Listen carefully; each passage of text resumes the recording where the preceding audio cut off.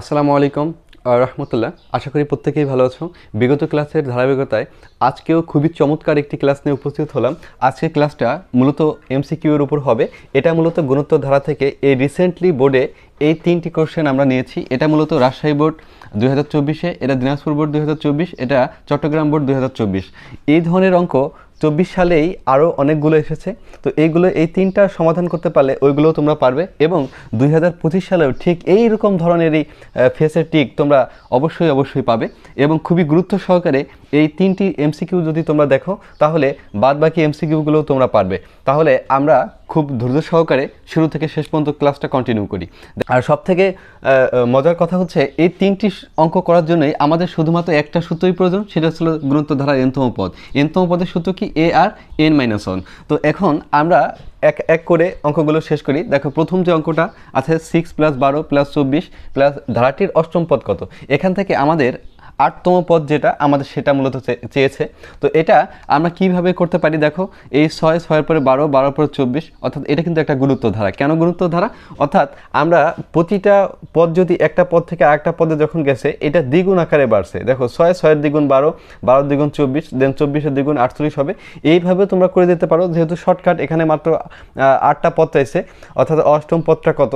তো এইভাবেও করে দিতে পারো, 8তম পদ হলে অটোমেটিক বের হয়ে যাবে। তবে আমরা যদি এখানে বেশি বড় চাই, যেমন অষ্টম পদের জায়গা যদি এখানে চাইতো যে ধরো 50তম পদ কত, তাহলে তো আমাদের অবশ্যই সূত্র ব্যবহার করতে হবে।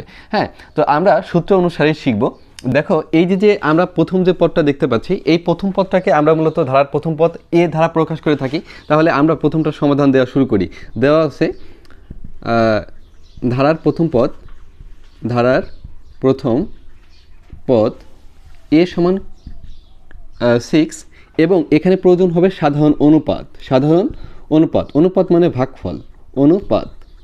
অনুপাতকে আমরা আর ধারা প্রকাশ করে থাকি, আর বলতে রেশিও বোঝায়। তো আমরা এই আরটা কীভাবে বের করব? যে কোনো পদ ভাগ হচ্ছে তার আগের পদ। তাহলে 12 ভাগ হচ্ছে আমরা 6 দিচ্ছি, তো ফলাফল আমরা 2 পাচ্ছি। তো দেখো, এখানে এই যে আমাদের ধারাটা, এই ধারাটায় অনলি মাত্র 2টা, অর্থাৎ এ আর আর। এখানে এন বলতে হচ্ছিল সংখ্যা বোঝাবে, পদ সংখ্যা বোঝায়।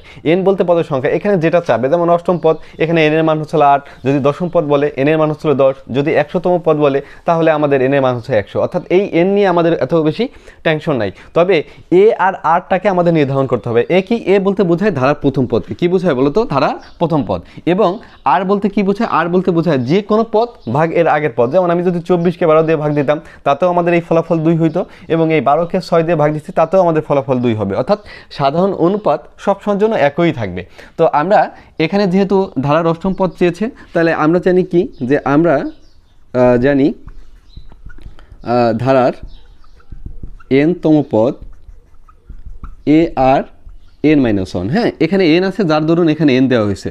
যখন আমরা ধারার 8তম পদ নির্ধারণ করব এখানে, অর্থাৎ এখানে আমরা 8ই লিখবো। ঠিক আছে, 8তম পদ এ আর 8 - 1। ওকে, তো এর মানটা কত আমাদের বের করা আছে? এর মানটা আমাদের অটোমেটিক এখানে 6 দেওয়াই আছে।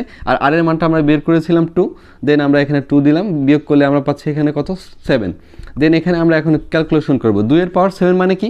আমরা 7টা 2 গুণ করব, অথবা সায়েন্টিফিক ক্যালকুলেটরে 2 এর পাওয়ার যদি আমরা 7 আকারে লিখি তাহলে আমরা এখানে ফলাফল পেয়ে যাচ্ছি। ওকে, 2 এর পাওয়ার 7 করি, তাহলে আমরা ফলাফল পাচ্ছি 128। দেন 128-এর সাথে যদি আমরা 6 এর গুণ করি, 6-এর সাথে 128-এর গুণ করি, তাহলে পাচ্ছি আমরা 768। তো এইটাই হচ্ছে আমাদের উত্তর। এটা হচ্ছে মূলত আমাদের বলেছে অষ্টম পদ কত।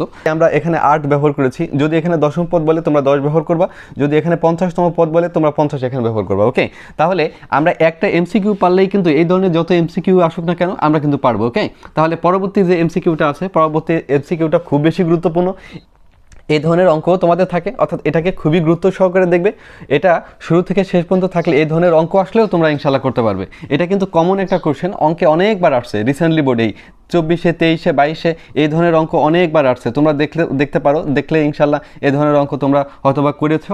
আমরা খুবই সহজভাবে এই অঙ্কটা করব। এখন দ্বিতীয় অঙ্কটা দেখো। ওকে, আমরা তাহলে 2 নম্বর অঙ্কটা শুরু করতেছি। এখানে দেখো তো দেওয়া আছে কি, ধারার প্রথম পদটা আমাদের 2 দেওয়া আছে, তাই না? এবার দেখো, ধারার দ্বিতীয় পদটাও নাই, তৃতীয় পদটাও নাই, চতুর্থ পদটাও নাই। তবে এখানে প্রশ্নটা কি করলো? বললো যে এই গুণোত্তর ধারাটির চতুর্থ পদ কত। এখানে চতুর্থ পদই শুধু না, এখান থেকে দ্বিতীয় পদও চাইতে পারে, তৃতীয় পদও চাইতে পারে, চতুর্থ পদও চাইতে পারে। আমি প্রত্যেকটা পদই তোমাদের নির্ধারণ করে দেখাই দিব কিভাবে। তো আমরা এখানে দেখো, একটা ধারা থেকে আমাদের যদি এই দ্বিতীয় পদ অথবা তৃতীয় পদ অথবা চতুর্থ পদ বের করতে হয়, তাহলে আমাদের এই সূত্রটা দিতে হবে। যেমন ধারার দ্বিতীয় পদ ধারার দ্বিতীয় পদ, এই দ্বিতীয় পদের সূত্রটা কি এ আর 2 - 1, ওকে। দেন আমরা এর মানটা পেলে এবং আর এর মানটা পেলে আমরা দ্বিতীয় পদের মানটা বের করতে পারবো। এরপরে দেখো ধারার তৃতীয় পদ, ধারার তৃতীয় পদের সূত্রটা কি, তৃতীয় পদ সমান লিখতে পারবো আমরা এই একইভাবে ওই যে তোমাদের বলছিলাম এ আর, এখানে তৃতীয় পদ বললে 3 দিবা, 3 - 1, ওকে। এখন ধারার কি বললাম, ধারার চতুর্থ পদ, যেহেতু অঙ্কে চেয়েছে চতুর্থ পদ, তো চতুর্থ পদ কীভাবে নির্ধারণ করবা, এ আর 4 - 1, ওকে। তো এখানে আমাদের সবথেকে গুরুত্বপূর্ণ ভূমিকা পালন করবে কে বলো তো, এ আর আর। তাহলে অঙ্কে তো আমাদের এর মানটা দেওয়া আছে, বাট আর এর মান তো নাই, যার কারণে আর এর মানটা আমাদের বের করতে হবে। তাহলে বের করার জন্য আমাদের এই যে পঞ্চম পদটা দেওয়া আছে, এই পঞ্চম পদের আমরা সাহায্য নিব। হ্যাঁ, ধারার পঞ্চম পদের সূত্রটা আমরা একটু ইউজ করব, যে ধারার পঞ্চম পদ, তো পঞ্চম পদের সূত্রটা কি হবে, এ আর 5 - 1, ওকে। তো এখন দেখো এইটার মানটা আমাদের কিন্তু অঙ্কে দেওয়া আছে, এট প্রেজেন্ট কত দেওয়া আছে, 162, রাইট। আচ্ছা, এর মান কত দেওয়া আছে অঙ্কে, এর মান দেওয়া আছে 2, দেন আর এর মান তো থাকবে না, আর এর মান আমরা এখান থেকে বের করব। দেখো এই 2টা গুণ আকার আছে, অপোজিট পাশে আসলে ভাগ হয়ে যায়, তাই না? অর্থাৎ এই 2টা এই পাশে আসতে পারে, কি আকারে আসতে পারে, গুণে থাকলে ভাগ আকারে আসতে পারে। তো আমরা আর পাওয়ার 4 আকারে লিখলাম। দেন এটাকে যদি আমরা ভাগ করি তাহলে আমরা পাচ্ছি 81, কত পাচ্ছি, 81 পাচ্ছি, আর পাওয়ার 4। তো এখন দেখো এখানে আমরা একটা জিনিস নির্ধারণ করব, হয় আমাদের বেসকে এক করতে হবে, নতুবা আমাদের পাওয়ারকে এক করতে হবে। তা আমরা যদি এখানে বেস তো আর এক করা কোনোভাবেই পসিবল না, যেহেতু এখানে এখানে তো আর আসা সম্ভব না, তো আমাদের পাওয়ারটাকে এক করার চেষ্টা করতে হবে। আমরা 3 পাওয়ার যদি 4 আকারে লিখি, তাহলে আমাদের 3 গুণন 3 গুণন 3, 4টা 3 গুণ করলে 3 গুণ 3, 3 3 9, এই দেখো 4টা 3 যদি আমরা গুণ করি, 4টা 3 গুণ করলে আমরা কত পাচ্ছি, দেখো যেহেতু এখানে আমরা 3 পাওয়ার 4 লিখছি, অতএব আমরা 4টা 3 গুণ করব, 3 গুণন 3, 3 3 9, 3 9 27, 3 27 মূলত আমাদের 81 ফলাফল প্রদান করতেছে, ওকে। তাহলে আমরা এই 81কে এইভাবে কনভার্ট করতে পারি। হ্যাঁ, আর পাওয়ার হচ্ছে 4। এখন দেখো আমাদের পাওয়ার যেহেতু একই হয়ে গেছে, সিমিলার হয়ে গেছে, আমরা পাওয়ারটা উঠাই দিতে পারি, তাহলে 3 পাচ্ছি আর এর মান। তো আমরা দেখো তো অ্যাট প্রেজেন্ট আর এর মানটা কত পাইলাম, আর এর মানটা পাচ্ছি 3। তো এখানে আমাদের সবথেকে গুরুত্বপূর্ণ জিনিস হচ্ছে এর মানটা আর এর মানটা জানা। একটা ধারার সবথেকে গুরুত্বপূর্ণ জিনিসটাই হচ্ছে কি বলতো, এর মানটা আর এর মানটা জানা। যেহেতু আমরা এর মানটাও জানতে পেরেছি এবং আর এর মানটাও জানতে পেরেছি, এখন ধারার দ্বিতীয় পদ বললেও আমাদের সুবিধা, কোনো সমস্যা নেই, তৃতীয় পদ বললেও কোনো সমস্যা নেই, চতুর্থ পদ বললেও সমস্যা নেই। অথবা এখানে শুধুমাত্র এইগুলোই না, এর বাইরে যদি 100তম পদ বলে, আমরা 100তম পদের সূত্র বসিয়ে যার মানটা অ্যাপ্লাই করলেই আমাদের ফলাফল চলে আসবে। যেহেতু চতুর্থ পদ চেয়েছে, দেন আমরা 2 গুণন, দেখো আর এর মানটা আমরা কত পেয়েছি, আর এর মানটা 3 পেয়েছি, তাহলে 3, দেন এখানে বিয়োগ করলে আমরা ফলাফল পাচ্ছি এখানে 3। তো 2 গুণন এখানে 3 পাওয়ার 3 মানে 3টা 3 গুণ করবা, তাহলে আমরা পাচ্ছি এখানে 27, 3 গুণন 3 গুণন 3, 3 3 9, 3 9 27, আর 27 দুগুণে আমাদের কত হচ্ছে, 54, ওকে। এটাই মূলত আমাদের অ্যান্সার। তাহলে তোমরা এই অঙ্কটা খুবই গুরুত্ব সহকারে দেখবে। কেন? কারণ এটা কিন্তু তোমাদের মূল অঙ্কেও কিন্তু আসে। তোমাদের যে প্রশ্ন, যে বোর্ড প্রশ্ন হয়, এখন বোর্ড প্রশ্ন কিন্তু আর ওই একটা অধ্যায় থেকে দেয় না, অর্থাৎ ওই বীজগণিতের মধ্যেও ধারার অঙ্ক দিয়ে দিতে পারে, বীজগণিতের রাশির মধ্যেও ধারার অঙ্ক দিয়ে দিতে পারে, সেটের মধ্যেও ধারার অঙ্ক দিয়ে দিতে পারে, অর্থাৎ প্রত্যেকটা বোর্ডের প্রত্যেকটা অধ্যায়ের প্রশ্নগুলো বোর্ডে করার চেষ্টা করে, অর্থাৎ আংশিক আকারে মূলত দেয়। তো এই ধরনের অঙ্ক কিন্তু তোমাদের জন্য খুব বেশি গুরুত্বপূর্ণ। বিগত সালে অনেকবার আসছে, বারবার তোমাদের বলতেছি এটা খুবই গুরুত্ব দিবে। এই ধরনের টিকেও থাকলেও কোনো সমস্যা নাই, দেন আমাদের অঙ্কে থাকলেও কোনো সমস্যা নাই। অঙ্কে থাকলে তোমাদের এই অ্যাবসেন্ট যারা আছে এদের মানগুলোই নির্ধারণ করতে বলে। তো অ্যাবসেন্ট কীভাবে বের করবা, এই তো দেখাই দিলাম, এর মান এখানে বসাবা, আর এর মান বসাবা, দেন পাওয়ার বিয়োগ করলে দেওয়া হবে, এটার ফলাফল নির্ধারণ করতে পারবা, এটার ফলাফল নির্ধারণ করতে পারবা, ওকে। তাহলে এই অঙ্কটা হয়তো বা তোমরা ইনশাল্লাহ ভালো করে বুঝতে পারছো। তাহলে আমরা তৃতীয় নাম্বার অঙ্কটা একটু দেখবো। তৃতীয় নাম্বার অঙ্কটা তোমাদের মূল বইয়েরই একটা অঙ্ক, কিন্তু এবার এমসিকিউ 2024 সালে কিন্তু চট্টগ্রাম বোর্ডে দিয়ে দিচ্ছে। দেখো তোমাদের মূল বইয়ের ছোটোখাটো যে অঙ্কগুলো আছে, এগুলোও কিন্তু তোমাদের জন্য খুব গুরুত্বপূর্ণ, কেননা এই ধরনের অঙ্কগুলোও কিন্তু আমাদের কি বলতো পরীক্ষায় দিয়ে দেয়। তো এটা মূলত আমাদের এমসিকিউ কিন্তু রিসেন্টলি একটা বোর্ডে দেখতে পাচ্ছ, চট্টগ্রাম বোর্ড 2024 সালে আসছে, অর্থাৎ খুবই গুরুত্বপূর্ণ। তোমরা গুরুত্ব সহকারে দেখবে, এই ধরনের অঙ্ক কিন্তু ক দাগেও দিয়ে দিতে পারে তোমাদের, ওকে। তাহলে আমরা তৃতীয় নাম্বার অঙ্কটা একটু দেখি। দেখো তৃতীয় নাম্বার অঙ্কটাও কিন্তু আমাদের সমাধান করার জন্য এই একটাই সূত্রই আমাদের ব্যবহার করতে হবে। এটাও কিন্তু আমাদের একটা গুণোত্তর ধারা। কেন?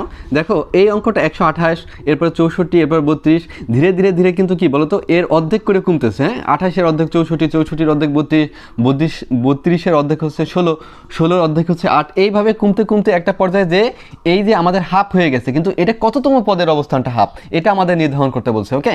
তো আমরা এখানে যেটা দেওয়া আছে আমরা লিখে ফেলি, যে ধারার প্রথম পদ এখানে লাগবে, দেওয়া আছে ধারার প্রথম পদ এ সমান 128, ওকে। দেন আমরা সাধারণ অনুপাত বের করতে পারবো, সাধারণ অনুপাত আর সমান যে কোনো পদ ভাগ হচ্ছে এর আগের পদ, তাই না? তাহলে 64 দেন ভাগ হচ্ছে 128। তো এটাকে যদি আমরা একটু কাটাকাটি করি, একটু কেটে দেই, তাহলে উপরে 1 থাকে নিচে 2, হ্যাঁ এটা। তো এইটা হচ্ছে মূলত আমাদের সাধারণ অনুপাত। দেখো এই অঙ্কগুলো আমি ডিটেলসে কেন করাইতেছি, তোমাদের কিন্তু এই শুধু যে এমসিকিউতেই থাকে তা না, এটা কিন্তু তোমাদের মূল অঙ্কেও দিয়ে দেয়, খদাগের দিয়ে দেয়, হ্যাঁ। এর জন্য আমি তোমার ডিটেলসে করাই দিচ্ছি যাতে তোমরা খুব প্রপারলি বুঝতে পারো। এখন এই ধারাটা বলছে কি, ধারাটার কততম পদ এত, দেখো এইটা কিন্তু আমাদের এই যে কততম পদ এটা ধরে নিলাম আমরা, ধরো ধারার শেষতম পদ, কারণ এই ধারাটা কিন্তু আমাদের এইখানে যে ক্লোজ করতে বলছে যে এইটা কততম পদে যাবে, অর্থাৎ এর যে পরের যে স্টেপগুলো এগুলো আর প্রয়োজন হয় না। তাহলে এই ধারাটা ক্লোজ করছে কোথায়, যে হাফ, তাহলে এইটা ধারার এনতম পদ, এটাকে আমরা ধরবো, অর্থাৎ আমরা শেষ পদটাকে আমরা ধরি ধারার এনতম পদ, ওকে। ধরি ধারার এনতম পদ, এনতম পদ কত বলো তো, আমাদের এখানে হাফ, তাই না? আচ্ছা, এবার আমরা জানি ধারার এনতম পদ ইকুয়াল এ আর এন মাইনাস 1, ওকে। কারণ এটা তো সূত্র আমাদের এনতম পদের। তো এই যে আমরা বললাম যে ধারার এনতম পদের মানটা কত দেওয়া আছে অঙ্কে, হাফ, ওকে বসিয়ে দিই। দেন এর মানটা আমাদের কত দেওয়া আছে, 128। দেন এখন আমরা আর এর মানটা বসাই, এখানে এর মানটা বসাইলাম, এবার আর এর মান আমাদের কত তৈরি করে রাখা, হাফ, তার উপরে আমাদের পাওয়ার আছে এন মাইনাস 1 আকারে, তাই না? এখন পরবর্তী লাইনটা আমরা কীভাবে করতে পারি, দেখো এই যে অংশটা, এই 28টা এই অংশের সাথে কী আকারে সম্পর্ক, গুণ আকারে। অপোজিট পাশে যদি আসে এটা ভাগে চলে আসবে, তাহলে 2 গুণন কত হবে আমাদের, 128 সমান হাফ এন মাইনাস 1 পাওয়ার, না? আচ্ছা, এখন এখানে গুণ করলে কত হইতেছে, 256, হাফ এন মাইনাস 1। এখন আমাদের এইখানে দেখো এই যে বেসটা, আমি তোমাদের এর আগের অঙ্কটা করানোর সময় বলছি, হয় আমাদের বেস এক করতে হবে নতুবা পাওয়ার। দেখো এই পাওয়ারটা তো এখানে কোনোভাবেই পসিবল না আমাদের বানানো, আমাদের তাহলে কি করতে হবে, এই বেসটাকে একই বানাই দেওয়ার চেষ্টা করতে হবে।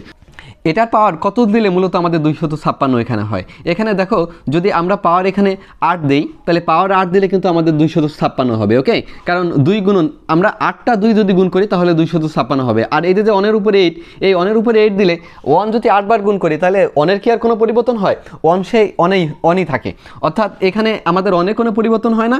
বাট 2 এর পাওয়ার যদি 8 করি তাহলে কিন্তু 256 হয় এখানে। এখন লক্ষ্য করো, দেখো এইখানেরও যে আমাদের বেসটা, হ্যাঁ, আর এইখানের বেসটা দুইটাই আমাদের সিমিলার হয়ে গেছে, তাহলে বেস আমরা উঠাই দিতে পারি। দেন আমরা এখানে 8 সমান এন মাইনাস 1, অর্থাৎ বেস যদি একই হয় উঠাই দেওয়া যায়, এবং পাওয়ারও যদি একই হয় পাওয়ারটাও আমরা উঠাই দিতে পারি, ওকে। তো এখন এইটা মাইনাসে আছে, এই পাশে যদি চলে আসে 1টা, হ্যাঁ, আমরা সংখ্যার পাশে নিয়ে আসবো। দেন এন সমান আমরা কত লিখতে পারতেছি, 9। তো এন এর মানই হচ্ছে 9। তো এন 9, তো এন হচ্ছে বলতে বোঝায় যে পদ সংখ্যা, অর্থাৎ ওই ধারায় কয়টা পদ আছে। যেহেতু আমাদের বলছে যে এই ধারাটির কততম পদ, হাফ, অর্থাৎ এই ধারাটির 9তম পদ, অর্থাৎ 9 নম্বর যে পদটা আমাদের আসবে, 9 নম্বর পদটা মূলত আমাদের হাফ আসবে। তোমরা যদি এটা একটু লক্ষ্য করো, দেখো এইটা কিন্তু তোমরা এইভাবেও করতে পারো। দেখো 128 যেহেতু টিকে আসছে, তোমরা নিজেরাই শর্টকাট ফলো করতে পারো। 64 দেন হচ্ছে 32 এর অর্ধেক হচ্ছে আমাদের 16 অর্ধেক হচ্ছে 8, 8 অর্ধেক হচ্ছে 4, 4 অর্ধেক 2, 2 অর্ধেক হচ্ছে 1, 1 অর্ধেক হচ্ছে হাফ, 1 অর্ধেক কত বলো তো, হাফ। তাহলে 1 2 3 4 5 6 7 8 9, দেখো 9 নম্বর পদটা আমাদের মূলত হাফ হইতেছে, তাই না? এইভাবেও তোমরা শর্টকাটে, অর্থাৎ পরীক্ষার হলে কিন্তু শর্টকাট ব্যবহার করতে পারো। যেহেতু এমসিকিউ তো আর আমাদের ডিটেলস করা লাগে না, ডিটেলস না করা লাগলে আমাদের কিন্তু এইভাবেও শর্টকাট করতে পারো। এরপরে এই যে অঙ্কটা, এই প্রথম অঙ্কটাও কিন্তু এইভাবে করতে পারো, যে 6, তারপরে পদ আসতেছে 12, 12 পরে আসতেছে 24, 24 পরে আসতেছে 48, দেন 48 দ্বিগুণ। এইভাবে আমরা 8 নম্বর পদ পর্যন্ত করলে 8 নম্বর যে পদটা আসবে সেই পদটা আমরা বসাই দিলে কিন্তু হয়ে যাবে। বাট এই যে কোয়ালিটির অঙ্ক, এই কোয়ালিটির অঙ্ক কিন্তু আমাদের অবশ্যই একটু করে নিতে হবে, কারণ এখান থেকে আমাদের কি বলতো, আর এর মানটা আমাদের অবশ্যই লাগবে। আর এর মান ছাড়া এই ধরনের অঙ্ক কিন্তু আমরা করতে পারবো না। ইনশাআল্লাহ তোমরা এই ক্লাসটা দেখে অনেক বেশি উপকৃত হতে পেরেছো। আমার এই ক্লাসটা দেখে তোমরা যদি উপকৃত হও তাহলে তোমাদের বন্ধুদের মাঝেও শেয়ার করে দিবে, যাতে তোমাদের মতো তোমাদের বন্ধুরাও উপকৃত হতে পারে। এবং পরীক্ষার আগ পর্যন্ত একেবারে আমার এই চ্যানেলে খুব সুন্দর ধরনের এমসিকিউগুলো প্লাস হচ্ছে বোর্ড প্রশ্নগুলো বা গুরুত্বপূর্ণ যে প্রশ্নগুলো সেগুলো সমাধান তোমরা পাবে। তোমরা সাথে থাকবে, ইনশাআল্লাহ অনেক বেশি উপকৃত হতে পারবে।